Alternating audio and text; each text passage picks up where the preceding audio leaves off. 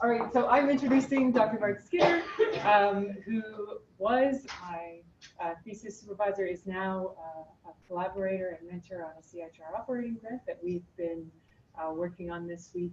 He is from Trent University, where he is a Canada Research Chair in Rural Aging, Health and Social Care, and he's the founding director of the Trent Center on Aging. I'll let him tell you the rest. Okay, thank you, Rachel. Hi, everybody. Megan informs me we have people online, which makes me almost more nervous than having lots of people in the room. It's a real pleasure to be here and to give you a presentation on some research that really is at the core of my passion as a researcher and a geography professor. And it's been really enjoyable being here at Brandon University and also in the geography program. And there's lots of connections in terms of the serendipitous ways in which some of my colleagues are actually alumni from this program directly. And so they were quite excited I was coming out. And also for me to meet some people that I first met as a master's student. So Doug Ramsey, it's been nice to come and make those connections. What I'm going to talk to you about today is questions around the connection between aging and rural communities and sustainability. And sustainability here, I'm talking about the community dynamics and the social dynamics of sustainability, much less the environmental dynamics. So we're obligated, obviously, to thank people. The Canada Research Chairs program is partly paying for me to come out, so that's their acknowledgements. And it was a privilege to connect with the Rural Development Institute, which is, as everyone knows here, is one of the more important institutes for rural research in Canada. And it's something that, as someone who's been a rural researcher now for about 20 years, it's great for me to have the first time to come out here and spend some time in Brandon. I will press this button, which will activate Rachel.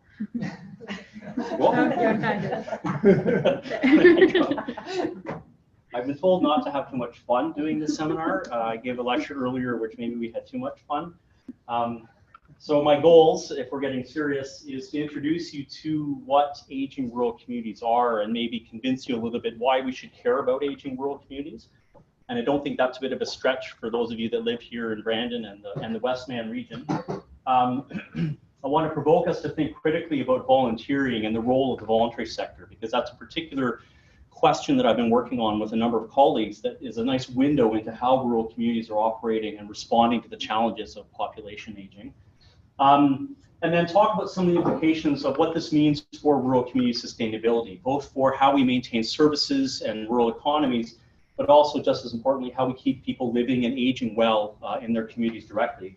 And I understand the fourth goal is to finish in time so we can go on a special excursion to Rapid City. So that's as specific as I'll get. Okay, the underlying question that I'm interested in and want to talk to you guys about today is this idea about, you know, can we debunk our assumptions about how rural communities work? And so I think in the environment here, I'm not going to be convincing anyone that we need to actually listen to what's happening in rural communities, talk to rural leaders, and learn some lessons that can help other rural communities in Canada, but also, just as importantly, help us understand what's happening in other geographical contexts, urban and metropolitan. And that's sort of one of my goals as a Canada Research Chair, is help make that translation happen. What I want to introduce you to here is a fellow who is a specialist in refurbishing curling rocks. And this is a story from the Globe and Mail, maybe 2011.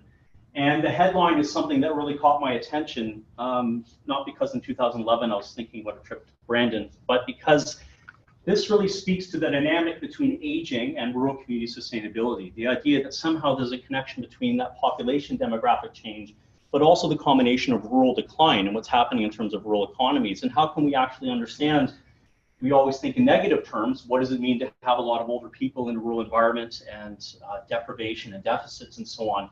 But in this presentation, I'm also going to talk about what are the things we can learn about the ways that older people are contributing to and benefiting from different innovations in rural environments. And so this is a story about this fellow going around Saskatchewan and Manitoba buying up old curling rocks from rinks that are closing because they don't have membership, because everyone's too old or uninterested in curling. And I'll come back to this in, later on in the presentation. Okay. Rural community sustainability really is about all the different ways in which rural areas, small towns and villages, and the unincorporated areas are meeting different challenges. And so we can have macro processes of change and then micro processes of change that rural households and families, individuals are thinking about.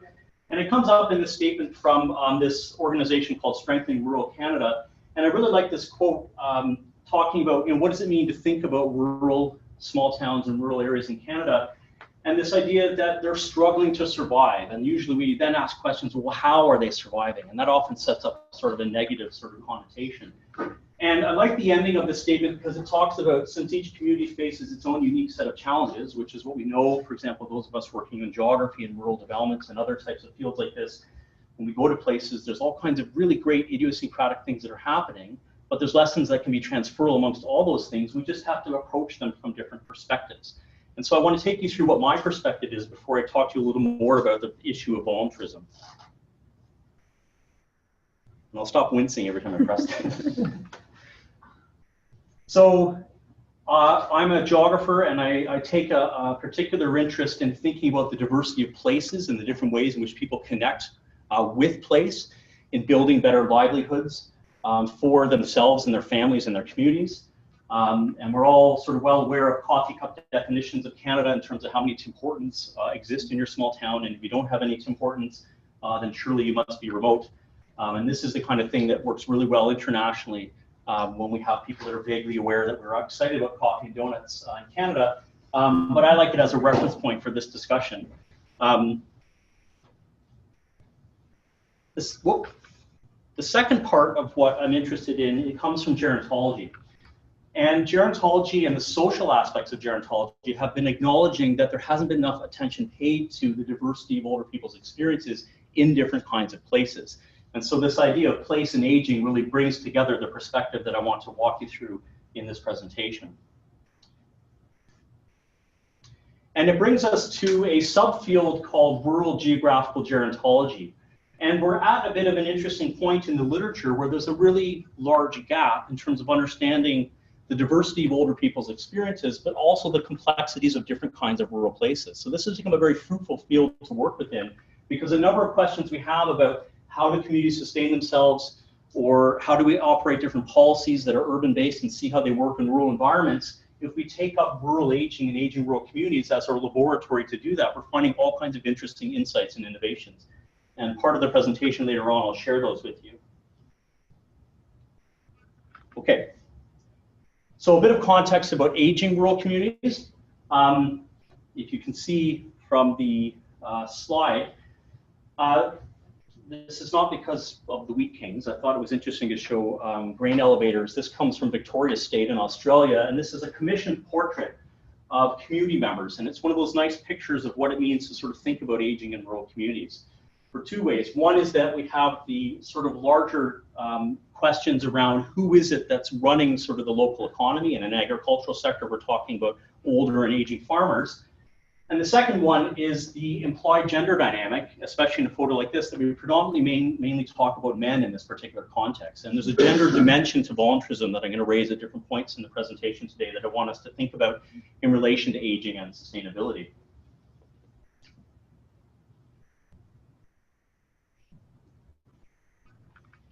So an era of population aging, what is the context of all of this? So we know that populations around the world are becoming proportionally older. So that means there's a greater number of people over 65, for example, than under 15. And this is what some of the graphics here show. These are Globe and Mail snapshots from a publication they did after the last census. And when we talk about population aging, we're talking about a number of things. One is the actual demographic profile and structure changing. And so if you're not aware of population pyramids, what we're looking at here is women and men and the number of people in different age cohorts. And sort of the larger the bulge shows you where the predominant part of the population is. And as we move up the category here, 14 and under to 65 plus, we see that there's this large bulge moving through. And this is the baby boom sort of Zoomer population that you hear about in the media all the time.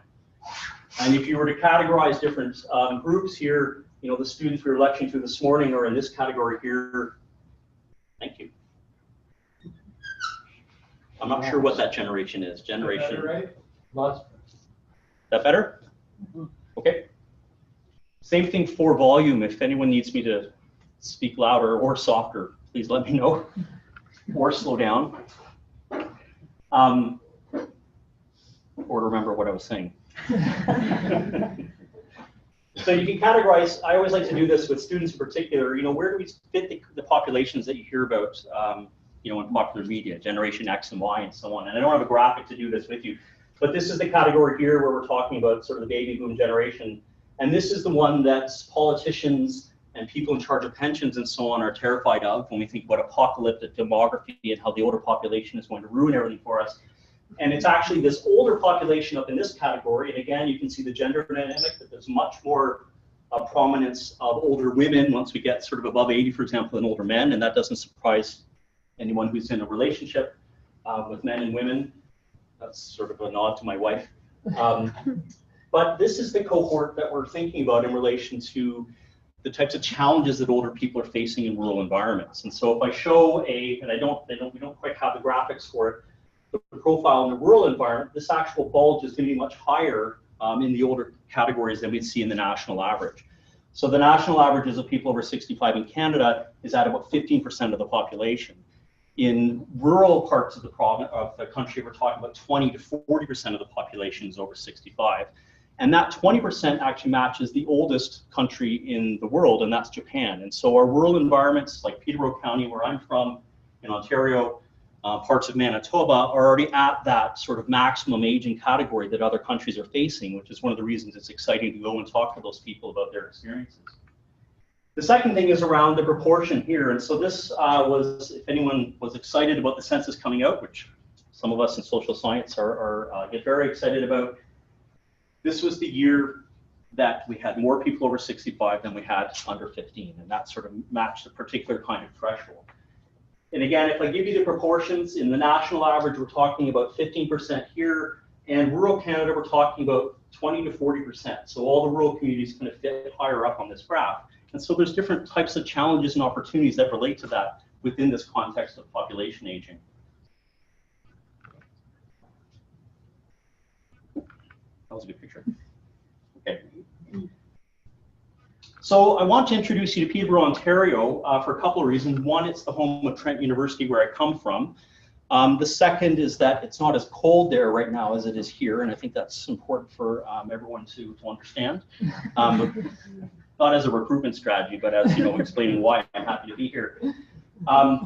More importantly, Peterborough, after the 2001 census, actually had the highest proportion of people over 65. So it was labeled across all kinds of different media outlets, the oldest community in Canada. And this was something that really prompted the community to respond positively to this, creating different types of councils and advisory committees, having the community registered with the World Health Organization as being age-friendly.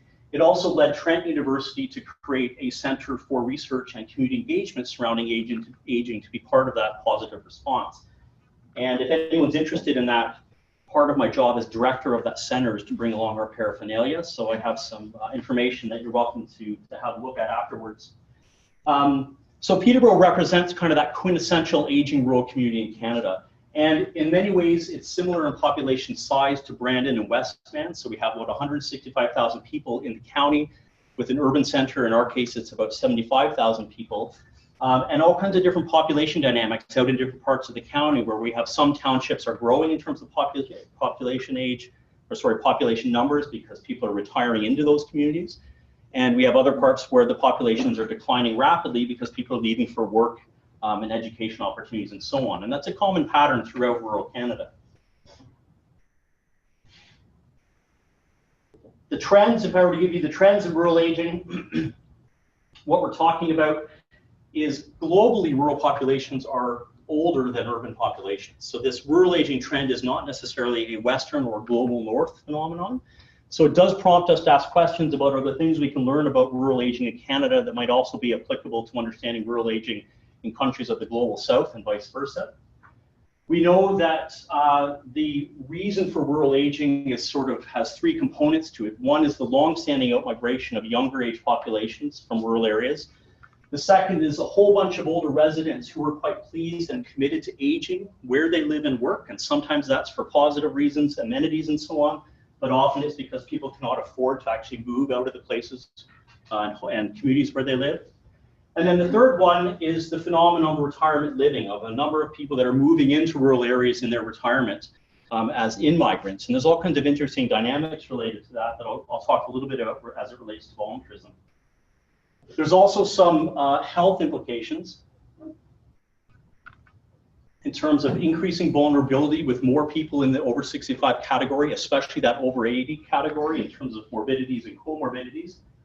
And also the strain that older rural populations put on existing support networks, both professional and informal. And here we just have to think about the daughters and the wives and the sisters who are taking care of grandparents and so on in rural areas. And once you have sort of more of that dynamic going on, the combination of distance and the combination of other geographical aspects makes rural aging particularly problematic for some families and some service sectors.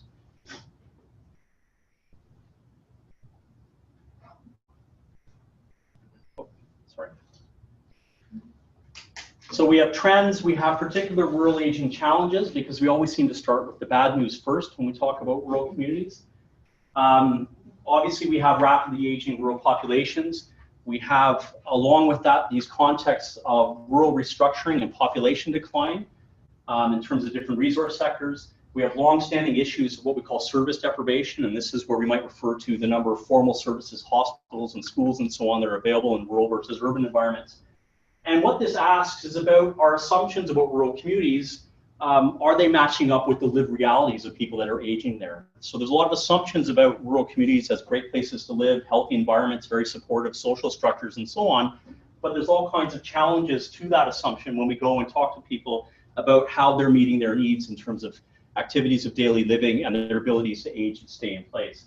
And the Toronto Star, our urban metro-based paper, did this wonderful depiction of what it means to look like and live in rural Ontario, including the dilapidated barn. And one of my favorite things is the "Watch out for older rural people" road sign. But we can talk about that afterwards. So I've done the trends and the challenges and so on. I'm way more excited to talk about the opportunities and the things that are happening in rural environments that are actually teaching us all kinds of things about what it means to think about community sustainability and about aging. So rural communities, as we know, are quite diverse. So in Manitoba, we have obviously urban fringe communities that are closer to metropolitan centers, but also very remote communities and everything in between. We have different kinds of communities in terms of sectors, everything from nuclear and agriculture and so on. But all of those are changing in different ways. And retirement living, for example, and this is my favorite things to think about geographically, is not always a proximate activity. So people are not always leaving cities and moving into the closest rural community they can find in retirement living. Sometimes they're actively moving a 10-hour drive away, or in some cases to other countries in order to do this. And so retirement living is creating some interesting economic renewal opportunities. We do know that older people, this dreaded cohort of older people living in rural environments, the road sign kind of stuff, they're the ones who are actually leading fundraising initiatives, community economic development initiatives, and driving Meals on Wheels and so on to keep communities going and actually create better opportunities for people in those communities. And we could do a whole media spiel on looking at the photographs of ribbon cutting ceremonies for different initiatives in rural Canada, and oftentimes it's older people who are cutting the ribbons, but they're not labeled as rural senior or retiree in migrant, they're labeled as former CEO or former accountant or so on. And it's very interesting to think about how people are positioned that way. We know that rural communities are, and in fact have always been coming up with really innovative ways to make sure that they're providing supports and services and providing economic renewal opportunities. So rural is not a doom and gloom story. And so from age-friendly communities through to experiments in rural healthcare integration, there's all kinds of lessons we've been learning for decades about how we can do things differently in rural environments. And one of the things I want to come back to at the end of today's seminar is the importance of actually listening to rural lessons, and not just for other rural communities, but what we can teach places like Winnipeg or Toronto about how they can do similar types of initiatives based on what we're learning. And so I hope to share some of those insights. But there's uncertainty. And so what I have here is a quote from very early on in my academic career as a PhD student. And I was interviewing service providers on a project that was looking at aging across Canada. And so we had a community support coordinator, so someone who coordinates Meals on Wheels, for example, from rural Prince Edward Island, made this very interesting comment that has driven most of my sort of academic interest and intellectual passion for doing this kind of work. This idea that there's a paradox, that there's a sense in smaller rural communities we don't have all these other things, I'm just paraphrasing here, and people know one another and so on, and even if they live far apart, we're still going to find a way to provide things informally. And then the supervisor says, but I'm not convinced that's really the case. And the next statement was, I don't think I'll be able to keep my Meals on Wheels program going in 5 years because all of my drivers are in their 80s. They might not get their licenses renewed. They can't lift some of the materials they need to bring with them for what they're delivering. And this is a very common comment that we started to see in community-based research. And it's this uncertainty that's actually driven a lot of really interesting questions about what does it mean to be volunteering in a rural environment that's facing these kinds of challenges and these kinds of uncertainties. So this brings me to voluntarism. In voluntarism, I don't have the big definition to show you, but it's really about the role of volunteers and volunteer-based organizations in terms of making communities work. And sometimes that's in healthcare, and sometimes that's in recreation, and sometimes it's in environmental conservation. But it's sort of the role of volunteering, both formally and informally, in our communities. And so this is a depiction of, I think, a classic example of Meals on Wheels. So this is what's been happening in Peterborough. Not too long ago, we had the 50th anniversary of our Meals on Wheels organization run by Community Care, an organization that across that big jurisdiction that I described to you in terms of 175,000 people, and it's smaller, I think, geographically than Westman, but it certainly has the same sort of attributes of distance and proximity.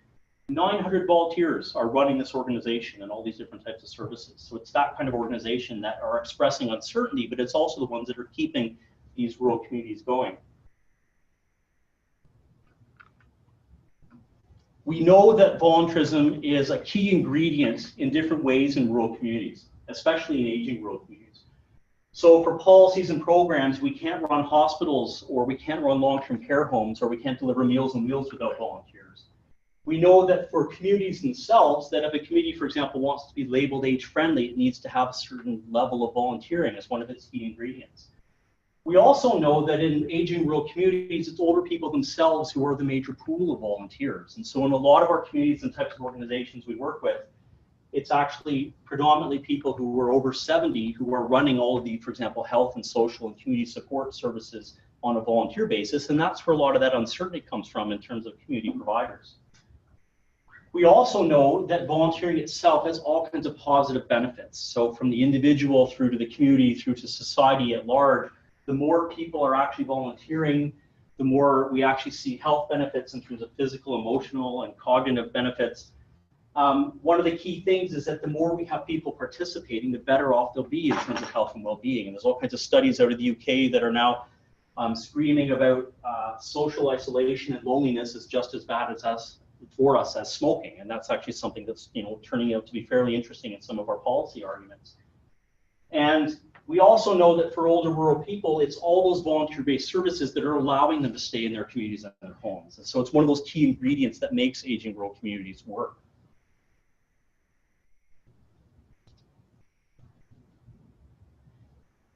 I want to give you two sort of contextual slides just so you kind of understand the literature or the sort of academic side of this. Our interest in volunteering with older people in terms of the academy has actually been around since about the 1950s, which a number of people in psychology were trying to study what was happening in terms of older life and volunteering and relating that to the benefits of participation and so on. So gerontologists have sort of been pioneering thinking about volunteering in later life, and all kinds of emphases within this literature on the productive and healthy aspects of that. And there's a lot of critiques about what that actually means and how it actually turns out for individuals.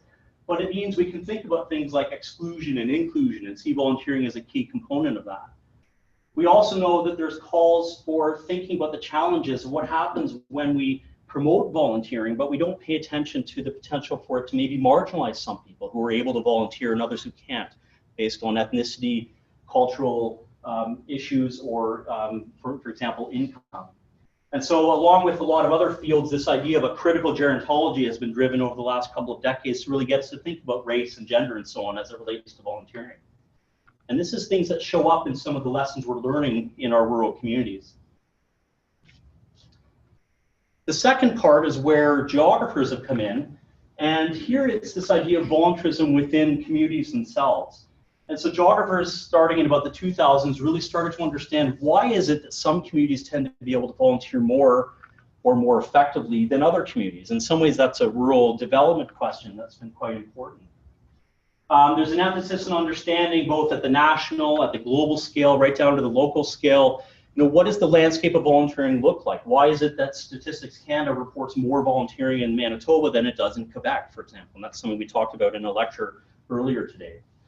And we've called for greater attention to the importance of place and community-based research and understanding the processes and outcomes of volunteering. So what does it mean to try to promote volunteering, and is it achieving the goals that we might have from a political perspective? Something like age-friendly communities, which is a very sort of political initiative throughout Canada.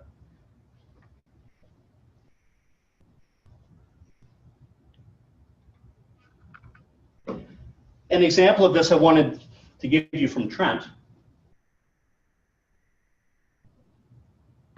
is a master's thesis currently underway by Amber Baba, who's looking at the role of volunteer-based rural library, which is a fairly unique phenomenon these days across rural Canada. Most library systems are actually run by municipalities, by paid staff, and we have one in a township near Trent University that's volunteer run, and we have 200 volunteers, and one of the board members came to us and said, I'm really worried about this volunteer program. What's going to happen when all those volunteers who are already over 70 become an age where they can't keep contributing back to the community?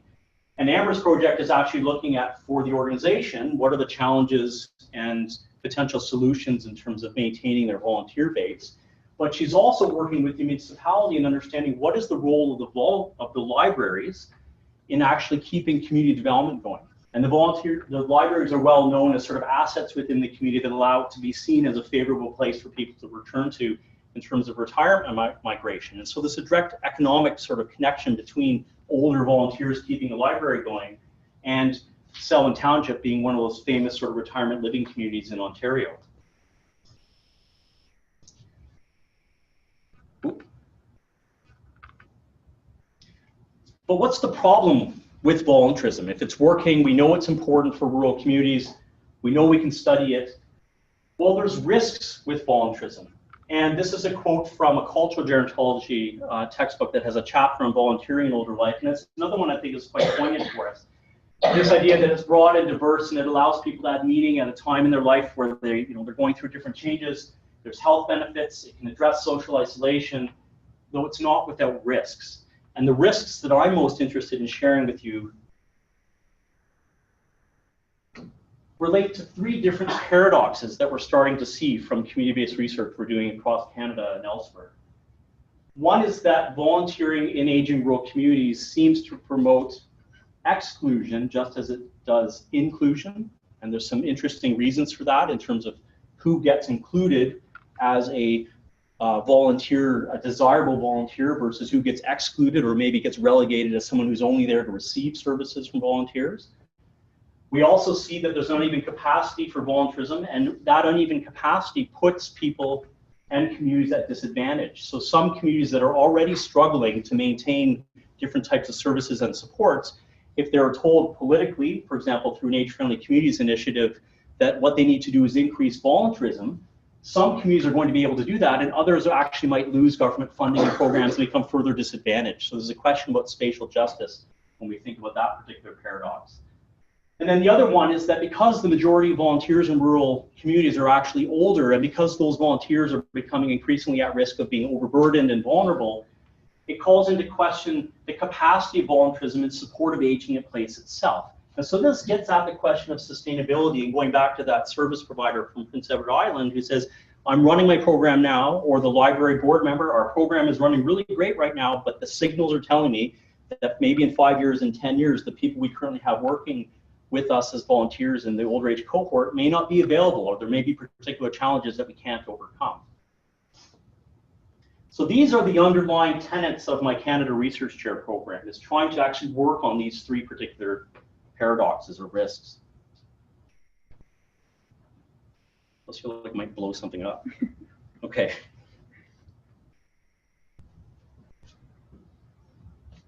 So I want to share with you, I don't know where I am time-wise. Yep. Some examples of what we're learning. Right? So I've given you a bit of context, and I know I'm sort of presenting a lot of context for you, and I'm happy to have a discussion about any particular aspect afterwards. But I want to share with you, what are we learning from our current rural aging research? And in this case, what I'm going to be referring to is a series of studies. I'm not going to go into details of the particular studies, but these are all community-based research projects working across that continuum of voluntarism, so different kinds of volunteer-based initiatives, and also working across the continuum and diversity of rural places. And so I'll give you some examples as we go. And in this case, I'm going to show you Canadian examples, but this is the kind of work where we can build in collaborations with like-minded colleagues in Australia and Ireland and France and elsewhere. Okay.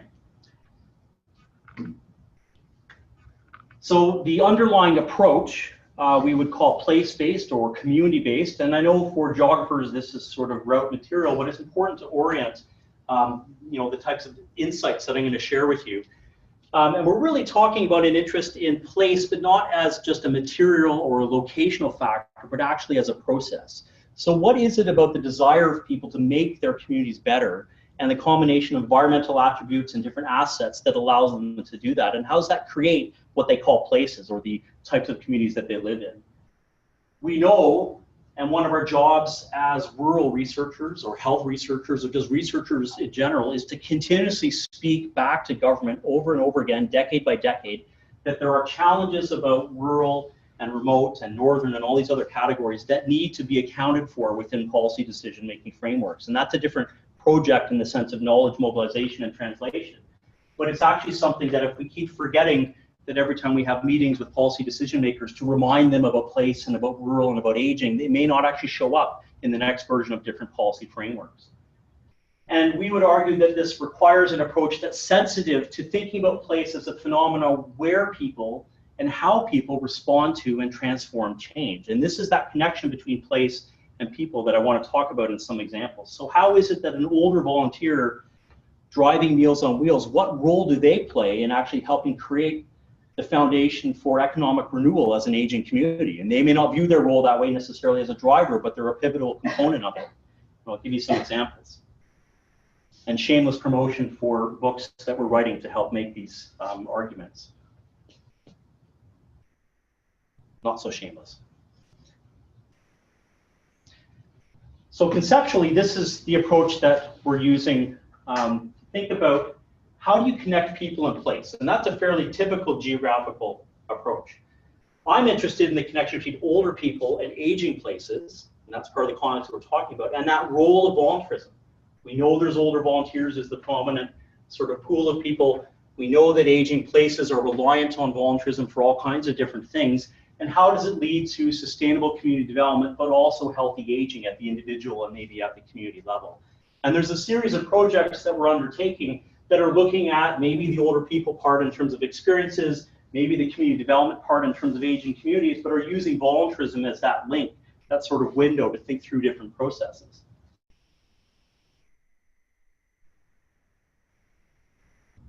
So I want to share you just some key excerpts from different studies.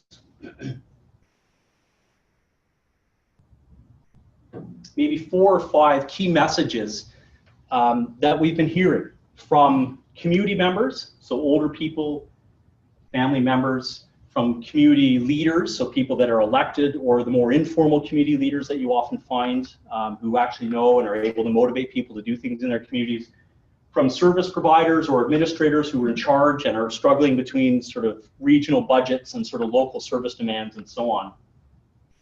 So the first one comes to us from what we think about older volunteers are telling us. And so I've kind of alluded to this already, but this is an excerpt from, well, I did want a Manitoba one just to, because we're here, but this comes from a similar study looking at aging rural communities, and we would ask volunteers, what are the different types of challenges that you're facing?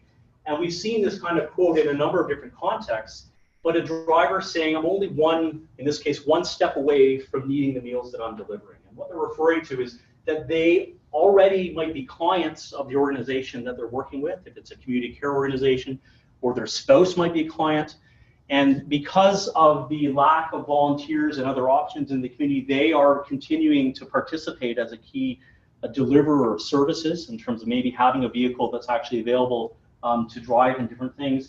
And these are the types of statements, when we unpack them and learn a little bit about the narrative around it, where we see these people are struggling often to continue to pay for the gas that they're using when we go through some of the economic crises where gas prices increase. And this showed up, about a decade ago in some of our research, when a number of people were saying one of the reasons I may not be able to keep driving is that I can't afford to keep running my car, right? And when we have rural deprivation and poverty indexes, that's a particular kind of scenario.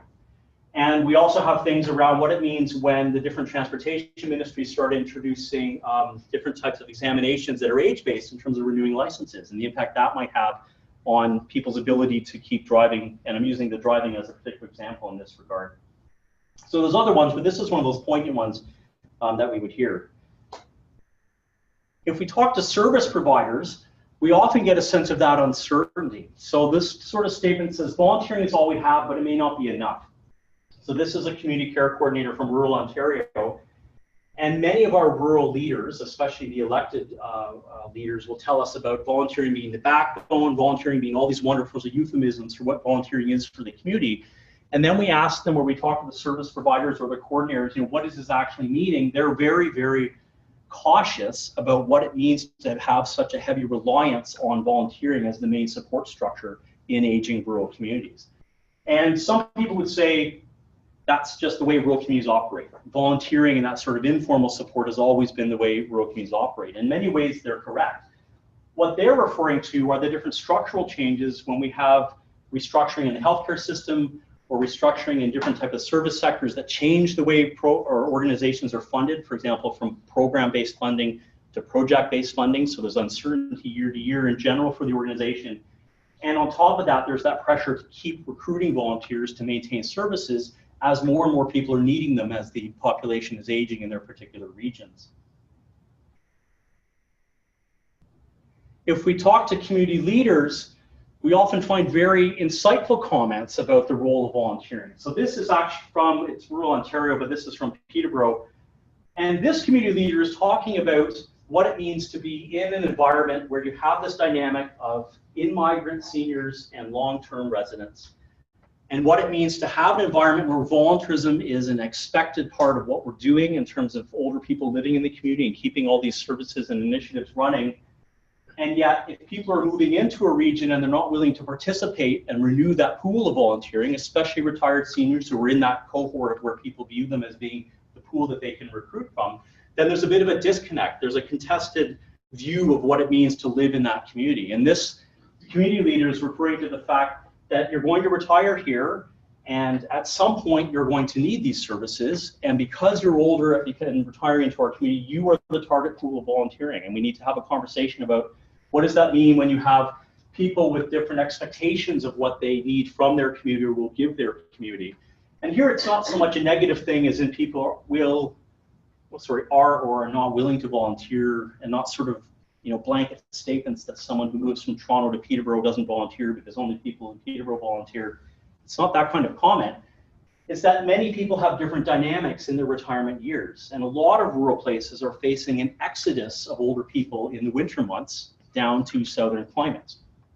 And so that snowbird phenomenon is one of the issues that all those coordinators and volunteer programs are facing, where their actual pool of volunteers who are older are leaving for warmer climates, which is a wonderful thing to do, but it creates a very interesting scenario in terms of thinking about the sustainability of services.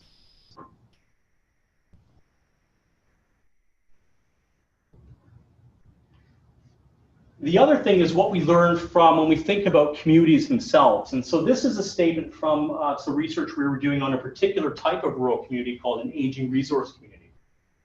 And the nutshell of this is the types of small towns and rural communities that have major resource sectors as the sole sort of employer, so mining and forestry and so on.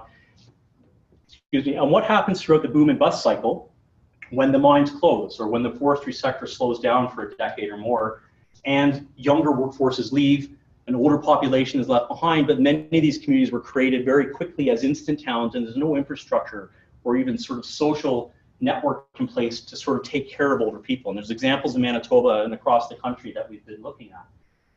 Here what we have is a statement about the role of seniors in that particular kind of scenario. So Tumbler Ridge is a mining town in northeastern British Columbia, so north of Prince George.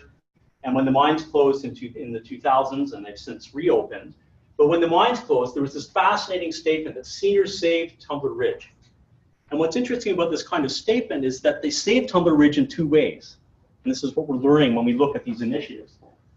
One is that it was the seniors themselves who led the Community Economic Development Renewal Initiative. So it was the older community members who actually were leading, finding solutions to try to create different economic options for Tumbler Ridge.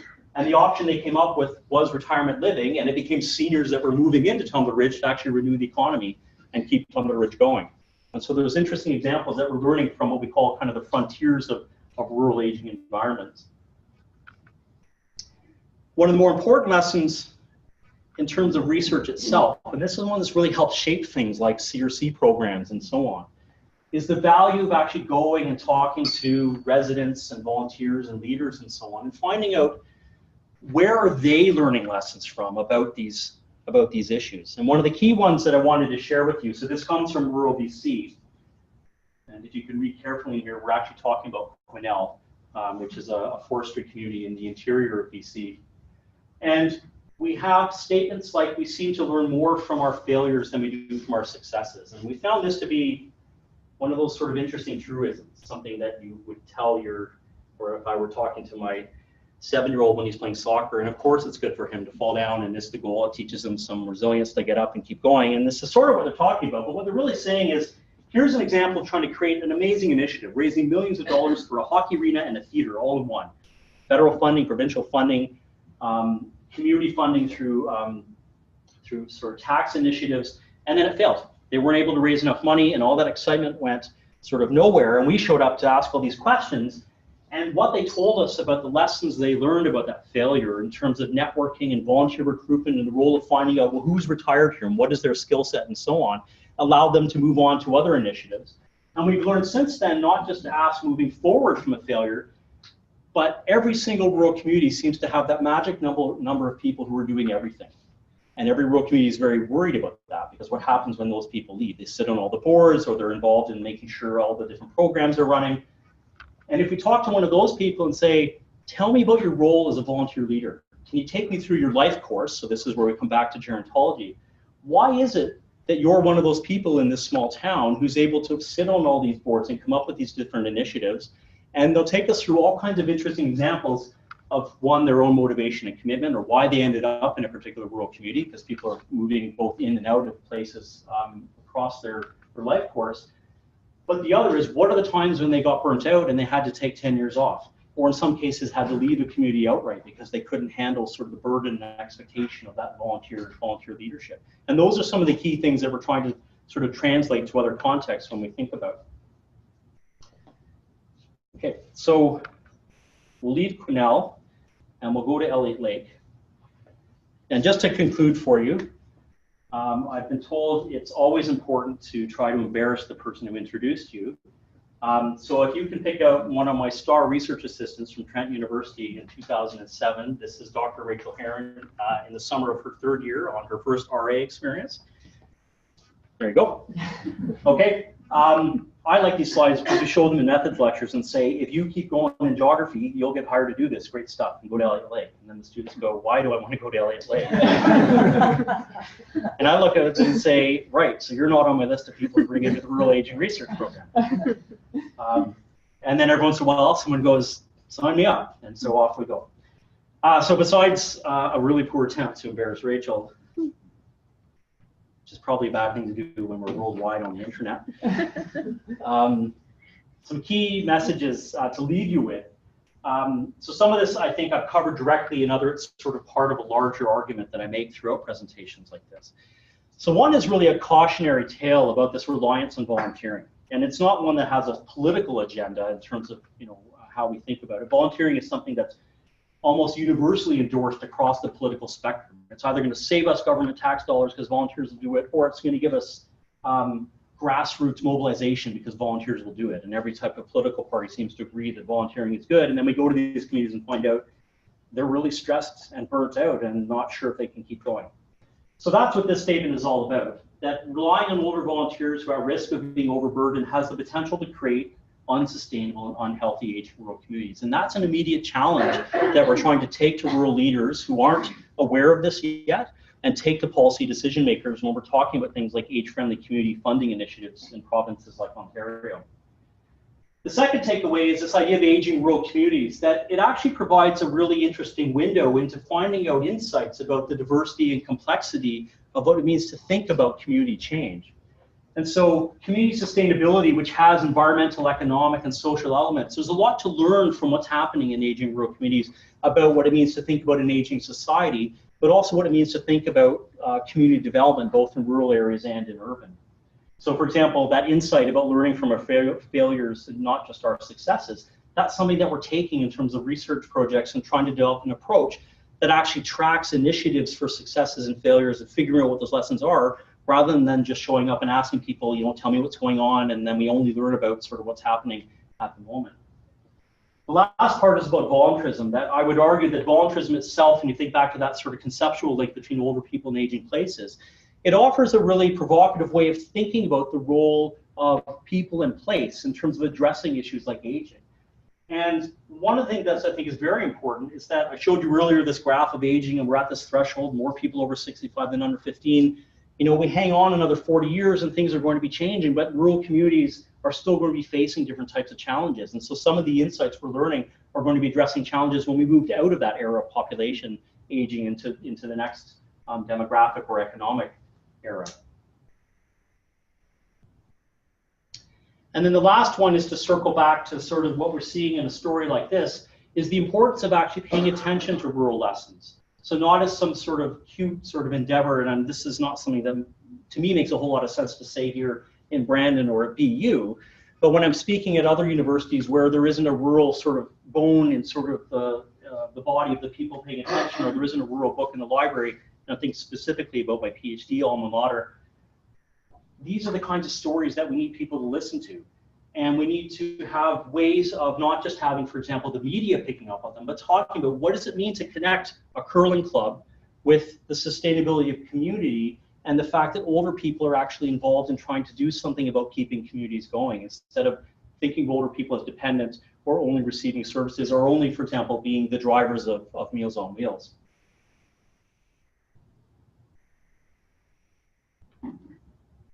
So I've covered a lot, I hope, within the time frame that I was allocated. I'd be quite happy if there's anything I've raised or any reason that someone would like to find out more about Trent University or the types of research that we're doing to hear from you. And the last thing that I'll thank you with, although we'll wait till, I want to show you a picture of Trent in the winter, so you actually have a sense that it's not actually as different as here.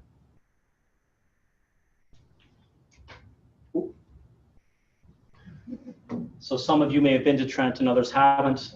We have the beautiful Autonomy River that runs through it, and this is what our president looks out. And tucked way in behind here is our geography program in an environmental science building. So I'd encourage anyone, if you're heading to Peterborough, please let us know, because I'd be happy to facilitate a connection to our university. But thank you very much. I'll leave it there, and I'm happy to have any questions or discussion.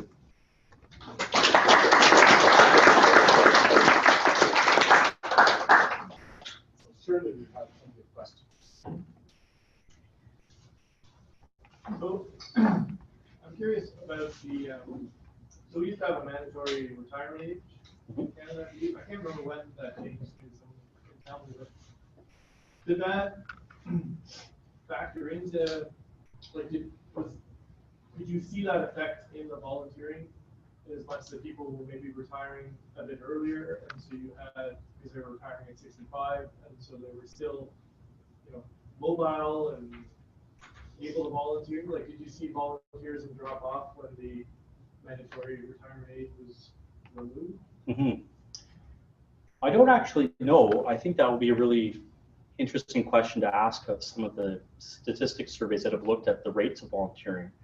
What you're referring to is moving the mandatory retirement age from 65. In some cases, there isn't a mandatory retirement age anymore. What I'll give you is the comparison to in the province of Ontario, high school students are required to do volunteer hours as part of in order to graduate. And so that came in about a decade before the removal of the retirement age. But the same question was asked. If we are going to embed volunteering at the high school, are we going to see greater rates of volunteering afterwards? And the answer to that question is no, it hasn't had any effect, primarily because structurally it's hard to talk about compulsory volunteering as a sort of altruistic approach. But the other issue is that the number of hours that high school students were asked to do was only 40, so across 4 years, that's so minimal that it has no sort of effect. And I know people have asked the same questions, making the link you are, as to when the next sort of major sort of shift in terms of thinking about what we're asking people to do in relation to education or the workforce. But it's a good question. It's something that I haven't actually come across anyone providing an answer to. Chris? So Doug and I have been looking at the role and state of community museums in rural areas around here. Yep. And by and large, it's the same thing. You know, they're staffed by aging, and not just retired, but aging. You know, so I don't know the proper terminology for Aging works. Aging.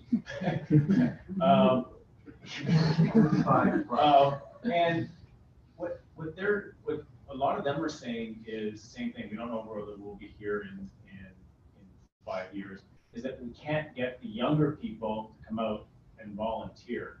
And so I'm wondering if you or any of your colleagues have looked into maybe why people, maybe not people with young kids, because they're always busy, but the empty nesters, and why aren't they jumping in and driving the Meals on Wheels or helping out with the community museums or libraries? Yep. So to paraphrase the question? Yes, sir. No. This is an interesting experiment. I'm trying to think of the wonderful answer I'm going to give. So this is why are we having trouble with recruiting younger volunteers to sustain programs that are now run by older volunteers and increasingly older volunteers in things like museums and so on. You're absolutely right. One of the things we're actually working on in Peterborough is called Lang Pioneer Village. So it's probably exactly the kind of thing that you guys are looking at, a sort of heritage museum type, agriculture museum type thing. So it's interesting. One of the contexts of this is the changing nature of voluntarism in general across sort of generations. And so there's all kinds of reasons why younger age cohorts aren't volunteering at the same rate as older age cohorts. And that seems to be sector specific. So when we talk about Meals on Wheels or museums, we see that younger people really don't want to be involved and they're struggling to get them in. But when we're talking about other types of sectors, for example, sports leagues and so on, which the majority of volunteers aren't actually older, they're usually parent age and so on, you know, there's reasons for that. And each of those organizations is actually struggling with the same, not the recreation ones, but the different types, whether it's a museum or a service club or Meals on Wheels or even a church, for example. How do we maintain membership and how do we maintain people interested in what we're doing? And there's all kinds of initiatives that are looking at volunteer recruitment in an intergenerational way, and all kinds of sort of one-off programs people have started. So if I use Lang Pioneer Village, where they have, you know, they see children at the school age or in college programs are interested in being part of the events where you get to dress up and be part of like the weekend of being a pioneer in Peterborough County. But how do you translate that into a more sustained level of volunteering to help run the program the rest of the time?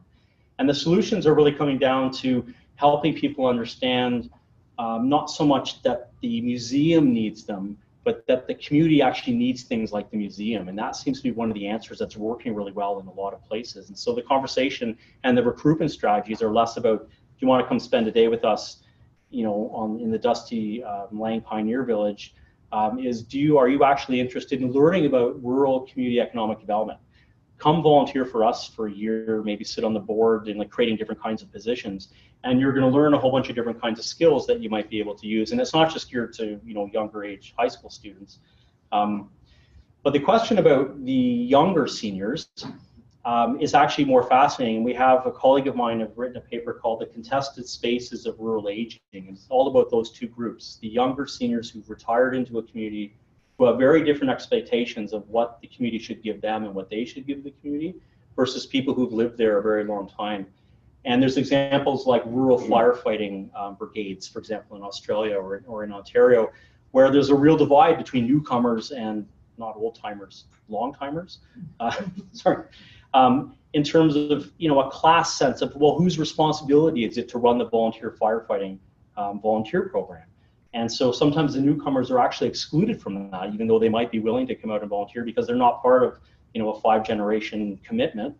And other times it's that snowbird phenomenon where we actually have a lot of people retiring into rural areas and they're fundraising what they want to do in retirement, which is actually spend half the year somewhere else or traveling and so on. And so they're not able to commit in the same way. And a lot of organizations have actually looked at interesting strategies about, well, why don't we change the commitment? So instead of saying, can you run Meals on Wheels once a week for a year, you know, can we have you come in for 3 months and, you know, to change the expectations that coordinators have of how they might bring people in. So that kind of answers part of what you're asking, I think. Yep.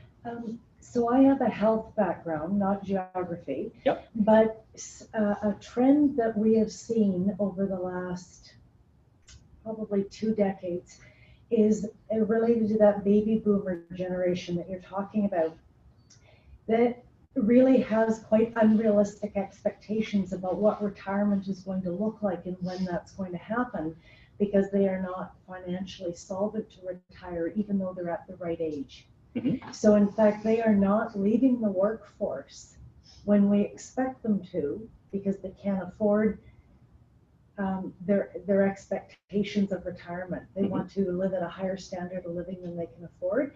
So they tend to stay in the workplace until a chronic condition takes them out of the workplace, but also takes them out of volunteering. Mm-hmm. So we've seen where they go full tilt until it's a complete stop. Yep.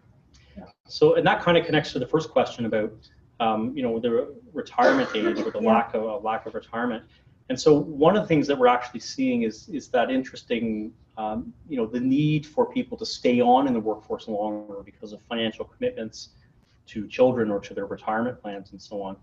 And also the ability to stay on longer because of the lack of mandatory retirement age, in terms of people feeling like they're still valued in their communities. Because one of the things that tends to happen in retirement is, you know, dividing line between, especially it's a gendered sort of thing, you know, the conventional male occupation, and then losing that leadership role or losing a certain functional role, and, you know, not having something to pick up and do, you know, in the community context.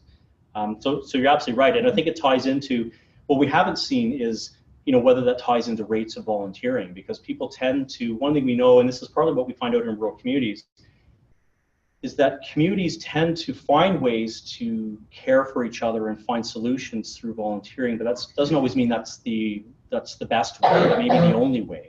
And so in some ways that's because people have altruistic backgrounds and they're going to volunteer throughout their life anyway, so whether they retire or not, they're already volunteering. So it's one of those complexities that's really interesting to think about. Well, just one comment on that, and when I look at farming communities, so I was born and raised on a farming community near Brandon, Mm-hmm. and came back after a quarter of a century away, and the culture is so profoundly different because there aren't the settlers and those who are committed to community and all the volunteerism that goes with it, but rather farms are now being subdivided because the money is in acreages. Mm-hmm. Right? And so then we have townies moving out who want a big yard, but aren't connected to the community. So there is no sense of, there's no intention of volunteerism. Yep. Because their world is still back in town. And so an interesting example from Peterborough that matches that, we had a master's student looking at the role of older farmers in a very small village and wanting to bring in younger farmers just to sort of keep that sort of economy going. And in the midst of all those conversations, the concept of neighboring kept coming up. And neighboring was a very sort of rural concept of what it means to volunteer. It was about caring for your community through volunteering. And the contrast was a new subdivision creeps into that sort of village, and people are making comments in our interviews that there's no sense of neighboring within, as you would say, the townies and so on. Right. And that gets at, you know, whether we call it volunteering or informal support or these other things, there are different ways in which communities expect things of each other, and sometimes that's because of long-standing communities. And there are ways in which people expect things of their communities. And so it's not that the rates of volunteering are necessarily higher or lower in rural environments, it's that the kinds of volunteering and the way that people are doing it is a little bit different. And neighboring as a phrase kind of gets at that. It's more of I wouldn't want to say an obligation, but it's more of an expectation than an altruistic, you're going to volunteer as part of something to give back to your community. Yeah. Okay, so this question, she wants to know your thoughts about why volunteer management is rarely applied in an intentional way to rural places. And yeah. Why it's not. I think it's, well, I think it is and it isn't. Sorry, is that? That's it. Yep. That's not my answer, but I want to make sure I got the rest of the question. So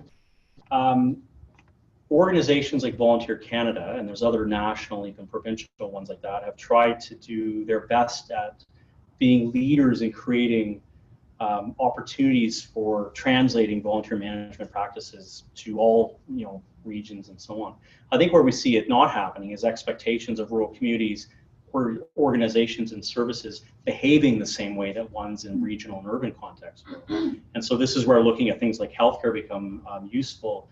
The idea that a volunteer or that an organization won't be able to integrate and find ways to do things creatively. In a rural community, a lot of leaders are finding ways just to get things done.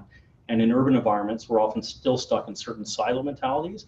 And so volunteer management practices, best practices for recruitment and so on, often an urban-based approach brought to a rural volunteer base.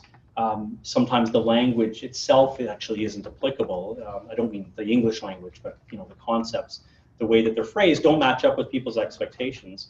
And one of the main reasons that we're having a lot of concern from providers is the individual's its capacity. So in often cases, in a lot of small places, we have one person who's been running a critical service like hospice or Meals on Wheels, and maybe they've been doing it for 30 years, and they're the only one that's able or is in that position of coordinating. And if they leave that role, even though they might be well past their retirement age, there's not necessarily someone there to sort of take that up. And so there's an interesting contrast between what they've built up as best practices, which might be very different from what they're being told to do, and the fact that they may not even have the resources to send someone to get training or to actually take up new training themselves. And that's kind of a rural development type issue, I think, more broadly. Derek? I want to ask about a part of your larger agenda that you haven't said a lot about. It's in your slides here and there, but this is the policy dimension. I want to start by maybe suggesting something. We tend to mythologize the rural as backwards or behind the times, so to speak, these kinds of ideas about what rural is like.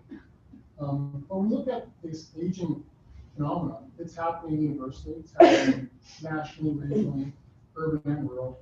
Rural is just getting there first. So they're actually ahead of urban, and this problem we're facing around aging. Yeah. So I guess the question is, when you talk about the difficulty in translating these questions and these problems into policy responses, is it reasonable to suggest that the lack of a policy response so far is largely because of the small number of people that the policy response will be addressing, whereas the real issue is it's going to affect everybody in all places, in large and small eventually. Let's get ahead of it, and let's use what we can learn from rural places as the vanguard of this issue, not the problem areas that are going to disappear anyways. Mm-hmm. I would love to repeat that back to you as my answer. Thank you, Derek. I think you're absolutely right. So this is an argument that goes beyond aging. Why should we care about what's happening in rural communities and listen to rural leaders? Because there's things that we can learn that are applicable across Canadian society. And one of the issues of a lack of policy response is that in many cases, it's only 10% of the population that's in those rural environments. And so it's a bit of a political issue that way. I like the way that you described quite eloquently that rural is actually at the forefront of 21st century population change. And even globally, we see that. And in some ways, that's one of the arguments we're trying to make as to why we need to do certain projects that don't ask, what is rural about your solution, but what is innovative about your solution or transformative, or what can be translated to other types of contexts. So these are the kinds of things that we're pushing on a number of different projects to try to come up with sort of explicit answers. I mean, what I showed you today were sort of little excerpts, and it doesn't suit a policymaker for me to say, learn from your failures and not your successes. That kind of doesn't go far. But what it means, for example, is advocating for attention at the table of things like caucuses at the national or at the provincial level, and not necessarily going to say I'm going as a rural aging researcher, but I'm going as an aging researcher. I'm going to talk to you about issues that I think people in Toronto need to hear about.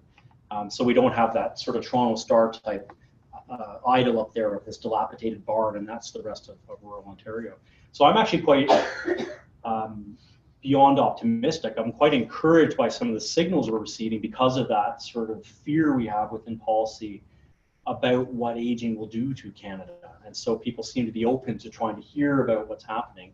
And that fear, that apocalyptic view, is completely quite inappropriate, because most studies are showing that it's not bankrupting pensions and healthcare systems aren't falling apart, and that we're actually learning all kinds of things about how communities are succeeding.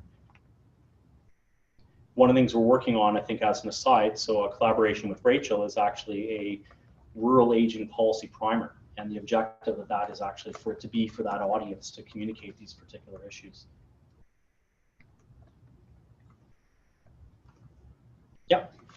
Looking at it from a different basis, there are, and I'm not professionally involved in this, but there are communities in other societies that have sort of cooperation built in. I mean, these may be rural or, not citified societies, but which have practices and traditions that realize these doings, how the society takes care of its elders or treats the younger people. I mean, that might be an example, say, that one doesn't have normally in a city environment. Mm-hmm. So if I could extrapolate from that, I think one of the things I found most interesting that one of our colleagues is working on is this idea of rural retirement migration, and that tension potentially between incomers and people who've lived there a long time, and then asking that question of what's happening around major global cities like Beijing, which have a huge amount of rural to urban migration going on. And in those kind of contexts, there's all kinds of, not just, the policy solutions may be different depending on different kind of jurisdiction, but the social dynamics and the expectations and the burdens are actually quite the same. So that's something that we're quite keen to see what's happening. Okay, well, thank you. Join me in thanking Mark for his talk.